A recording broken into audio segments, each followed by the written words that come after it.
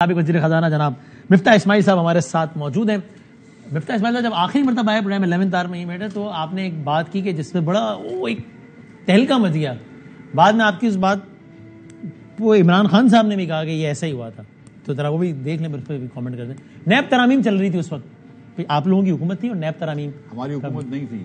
آپ کی حکومت تھی؟ نہیں اللہ معاف. سوری نہیں اب آپ کی تو ابھی I'm sorry P T I کی حکومت تھی اور نیب ترامیم کا معاملہ چل رہا تھا فیٹف والے کے ساتھ. آپ نے اس وقت یہ کہا تھا, دیکھ لیں بتائیے گا, دکھائیں ابھی کیا کہا تھا. سب کو پتا ہے کہ یہ تو ایک تیسری قوت ہے پاکستان میں جس نے بٹھا کر ہم کو اور ان کو پی ٹی آئی کو بٹھایا تھا, بولا تھا کہ یہ 4 فیٹف کے بل ہیں اور یہ نیب کا بل ہے اور ان چاروں کو 5 کو ایڈریس کرو. تو وہاں نیب کیوں لے آئے؟ وہاں تو ہم تھوڑی لے کے آئے تھے, وہ لے کے آئے تھے یار. کون؟ فوج. نیب امینڈمنٹ کی بات کر رہا ہوں. جی بہت چاہ رہی تھی کہ نیب لاز امینڈ ہو جائیں. دیکھو یہ جو تیسری قوت تھی جس کو میں کہہ رہا ہوں, ان کی پوری کابینہ کنونس تھی ماں سوائے عمران خان کے. یہ لوگ تو سب آ کے بول چکے تھے کہ ہم سمجھتے ہیں کہ ہو جانا چاہیے, صرف عمران خان منع کر. تو فوج چاہ رہی تھی نیب ترامیم کروانا. جی میں نے جو اس وقت بھی بات کی, اب بھی کہہ رہا ہوں, یہ عمران خان کی حکومت میں جب فیٹف کے لاز پاس ہو رہے تھے, جب بات کری تو عموماً تو یہ تھا نا کہ عمران خان کو جو قوانین پاس کرانے تھے تو وہ فون کروا لیتے تھے اداروں سے اور لوگوں کو زبردستی خود بھی انہوں نے کہا. ٹھیک ہے, اور جیسے ایک آدھ مرتبہ ہمارے لوگوں کو بھی زبردستی ووٹ کروائیں. لیکن اس بار انہوں نے کہا کہ اچھا بیٹھ جائیں. اس کے بعد ترامیم ہوئی, کچھ فاروق نائک صاحب نے, کچھ شاہد عباسی صاحب نے, دیگر لوگوں نے ترامیم لکھ کے. ان کا کیا انٹرسٹ تھا اس کے بینیفیشری اگر کوئی ہوتا ہے یا جو بھی ہوتا ہے آپ لوگ ہوتے ہیں؟ ان کا دیکھیں, ایک زمانے میں تمام سینئر بیوروکریٹس اور سیکٹریز جو تھے وہ باجوہ صاحب سے ملنے گئے تھے کہ یہ کیا کر رہے ہو یار, یہ مطلب یہ نیب کا مطلب نیب کے افسران جو ہیں وہ ہم کو سیکٹریز کو بلا کے بٹھا رہے ہیں, پکڑ رہے ہیں, ملک نہیں چل رہا. عمران خان کے سارے وزیر یہ کہہ رہے تھے کہ خان صاحب ملک نہیں چل رہا. میں آپ کو سچ بتاؤں, اور یہ آپ پوچھ سکتے ہیں, ان کے 2-3 وزراء تھے, ایک دو میرے دوست بھی ہیں, کہ انہوں نے جا کے عمران خان کو بولا کہ مفتاح اسماعیل, شاہد عباسی اور احسن اقبال کے خلاف تو کوئی کیس نہیں ہے, ان کو کیوں پکڑا ہے؟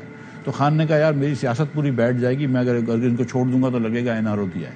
ٹھیک ہے, وہ سیاست کر رہے تھے عمران خان صاحب اور سیاست چمکا رہے تھے. اور یہ تو بات سب کو پتا ہے کہ یہ پکڑ کے شہباز شریف کو پکڑ کے رکھا, حمزہ کو پتہ نہیں کتنے عرصے پکڑ کے رکھا, مریم جس نے کبھی حکومت میں کام نہیں کیا اس کو بند کیا, نواز شریف کو بند کیا, ہم سب کو بند کیا, خاقان عباسی صاحب, مجھ کو, احسن اقبال کو, خواجہ آصف کو, سعد رفیق اس کے بھائی کو, اور رانا ثنا کے اوپر بیچارے کے اوپر چرس کا کیس بنایا, مطلب ہیروئن کا کیس بنایا.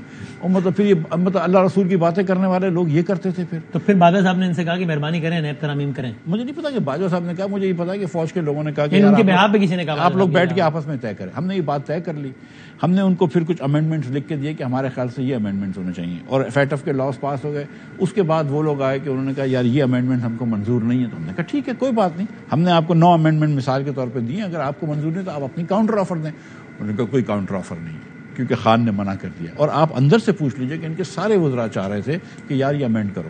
تو خان صاحب ریفیوزڈ واٹ اسٹیبلشمنٹ وانٹڈ ہم ٹو ڈو, بیکاز خان صاحب جس سیٹ کہ نہیں, اسٹیبلشمنٹ کو کہو کہ میرا کام ایسے ہی کروا دے, فون کر کے دھمکیاں دے کر, میں نیگوشیٹ نہیں کروں گا اپوزیشن سے. دیکھیں پوری دنیا میں جب قوانین بنتے ہیں نا تو لوگ بیٹھتے ہیں کہ یار تم کو یہ لگتا ہے یہ اس طرح کلاوز ہونا چاہیے, اس طرح کلاوز ہونا چاہیے. اس کا یہ تھا کہ نہیں آپ فون کریں, زبردستی کریں, ڈرائیں, دھمکائیں اور ووٹ کروا دیں. وہ تو پھر یہ بھی کہتے ہیں خان صاحب کہ پھر نیب بھی وہی چلاتے تھے, ان کا نام لے کر کہتے ہیں کہ نیب بھی وہی چلاتے تھے. مجھے پتا ہے نا کہ نیب کے چیئرمین کی کیا ٹیپ تھی خان کے پاس. نیب کے چیئرمین کی ایک غیر شائستہ جو ٹیپ تھی, کیا عمران خان کی آفس کے پرائم منسٹر آفس سے کوئی joint secretary, additional secretary NAB کو نہیں دیکھتا تھا؟ کیا اکبر, کیا نام تھا اس کا, شہزاد اکبر روز نیب کو فون نہیں کرتا تھا؟ کیا حملوں کو پکڑنے کا فیصلہ جو تھا یہ سب عمران خان کے لیول پہ نہیں ہوا تھا؟ کیا اور اسٹیبلشمنٹ کی بھی رضامندی تھی؟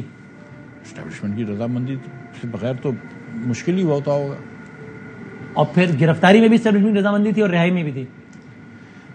دیکھیے جو آج میرے خیال سے کہیں سہیل وجاز صاحب نے کہا ہے کہ مطلب باجوہ صاحب ظلم نہیں کرتے تھے اللہ کی مہربانی سے, مطلب کوئی جیل میں سہیل ولائد صاحب نے کہا کہ نرم دل تھے, تو یہ بات تو ہے, وہ ہماری جیل میں نہیں ہوتی تھی.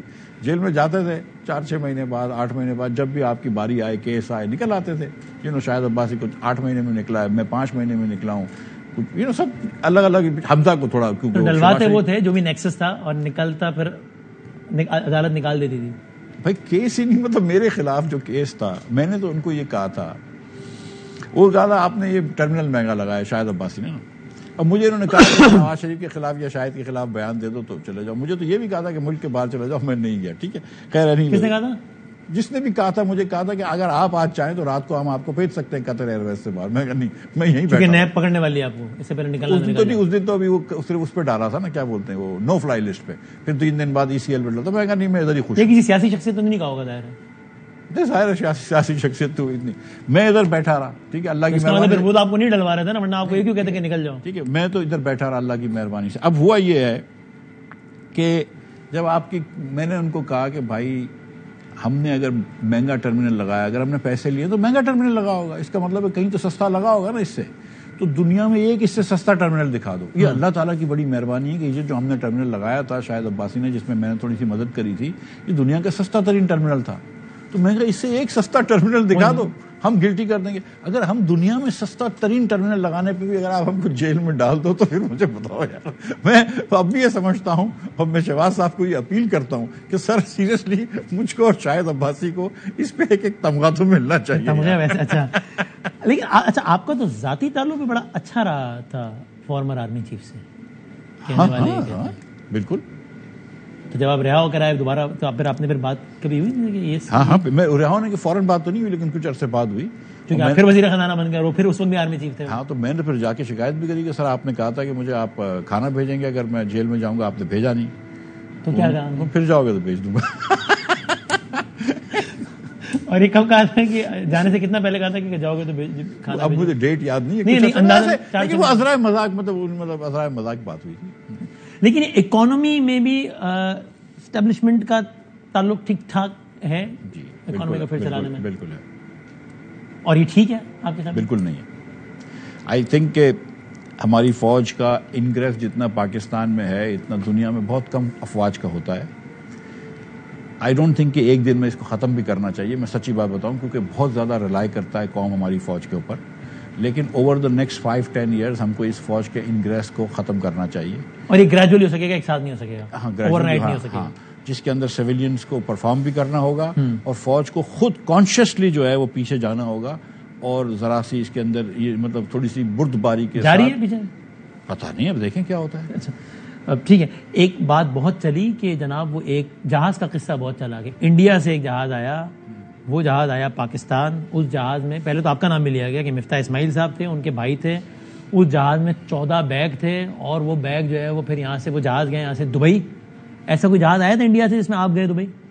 میں تو اتفاق ہے کہ کیونکہ پچھلی حکومت نے مجھے ECL پہ ڈال دیا تھا جو میں ابھی ذکر کیا تھا, اور پھر ECL سے میں نکلا ہوں جب وزیر بنا ہوں, تو اس کے بعد میں گیا ہی نہیں ہوں دبئی. تو میں تو 3-3.5 سال سے دبئی گیا ہی نہیں گئے. دبئی کوئی جاننے والا کوئی رشتہ دار آپ کا گیا انڈیا سے آئے ہوئے جہاز میں دبئی؟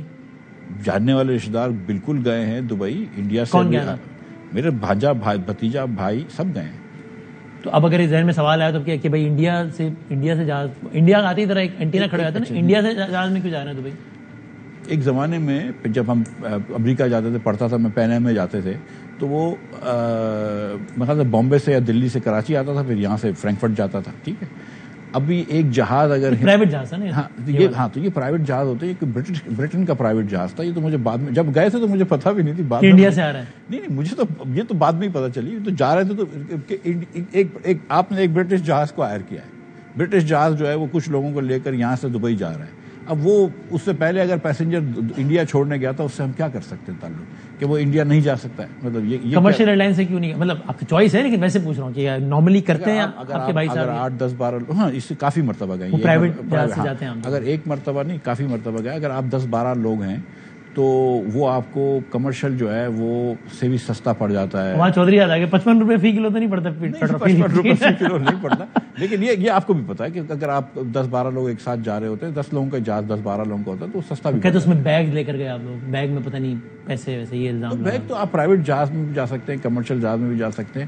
بیگ نہیں لے کے جاتے تو کیا لے کے جاتے, مطلب کیا, مطلب اگر 2-3 دن کے لیے جا رہا ہے تو کیا لے کے جائے گا, بیگ نہیں لے کے جائے گا. مطلب کیا آپ کے خیال سے کیا لے کے جائے, کرسیاں لے کے جائے؟ الزام تو یہ لگا نا کہ جناب ڈالر دے پیسے, یہ منی لانڈرنگ ہوئی. یہ وقوفی والی باتیں ہیں نا, یہ تو مطلب کمپلیٹلی. ایک تو فرسٹ آف آل کہ ہر سوٹ کیس جو ہے اس سے نکلتا ہے, اسکینر سے نکلتا ہے, تو اس میں نوٹ پتہ چل جاتی ہے. نمبر یہ کہ مطلب اگر ہم نے پیسے کسی کو خدا نخواستہ بھیجنے ہوں دبئی, تو حوالہ کرنا کتنا مشکل ہے, مطلب کیش کون لے کے جاتا ہوگا. ٹھیک ہے, نمبر 2. نمبر 3, ریئلی مطلب آپ یہاں سے اگر لے کے چلے جاتے ہیں اور آپ یہ جانتے ہیں دبئی کے اندر آپ کے پاس اگر 40,000 50,000 درہم بھی کیش ہو اور آپ اکاؤنٹ میں لے کے جاتے ہیں تو بولتے ہیں کہاں سے آئے پیسے. یہ آپ یہ بات جانتے ہیں نا آپ کہ مطلب کوئی سبسٹینشیل اماؤنٹ آف منی جو ہے وہ 50,000 درہم یا 1,00,000 درہم جو 50 لاکھ روپیہ ہوتا ہے پاکستانی. کہنے والوں نے کہا کہ مفتاح صاحب کے آرٹیکل سے گورنمنٹ یا جو لوگ ناراض ہیں نا گورنمنٹ کے وہ اب اس کیس کو اچھالیں گے ان کے خلاف استعمال کرنے کے لیے. آپ کو ایسا لگتا ہے کہ کوئی انتقامی کارروائی کے طور پر ہو رہا ہے؟ میری بات سنیں, میں اس پاکستان میں نے سیاست بھی کری ہے, اس پاکستان میں ہم نے بزنس بھی کرا ہے, اللہ کی مہربانی سے ایک سکسیسفل بزنس کیا ہے اور ہم یہیں پہ رہے تھے, یہیں پہ رہیں گے, اور میرا قبرستان بھی یہیں پہ ہے فیملی کا میوا شاہ پہ. میں یہیں پہ رہوں گا, جس کو جو اچھالنا ہے اچھال لے. ہمارا دامن جو ہے وہ اللہ کی مہربانی سے صاف ہے. یہ آپ سب کو یہ انتقامی کارروائی تو نہیں کر رہی موجودہ گورنمنٹ آپ کے؟ نہیں وہ مطلب دیکھیں میری بات سنیں, اگر آپ نے بھی پوچھ لیا تو آپ کیا انتقام لے رہے ہیں مجھ سے؟ نہیں میرا تو منصب ہے نا کہ میں سوال کروں گا. اور کیا ہوا, کسی نے کوئی بات کری ہے, چودھری صاحب نے بات کی, اس دن میں نے ان سے بات کی, انہوں نے دوسرے دن کلیریفائی کر دیا کہ یار مفتاح تو 3 سال سے گیا ہی نہیں ہے. ٹھیک ہے, تو ساری جو بات تھی وہ ختم ہو گئی. ادھر اس کی مطلب یہ کہ سمجھ لیجیے کہ دودھ کی جھاگ نکل گئی. اب آپ وہ بات بیٹھ گئی تھی, لیکن اب وسیم بدامی کو شوق ہوا, اس نے آپ نے اٹھا لی بات, چلے ٹھیک ہے. اب یہ 3 دن سے پھر وہ واپس ٹویٹ ہوتے رہیں گے, 3-4 دن بعد یہ پھر بات بیٹھ جائے گی. تو آپ کیا حکومت کے ساتھ ملے ہوئے ہیں؟ خدا نہ خاصہ حکومت تو میری ہے.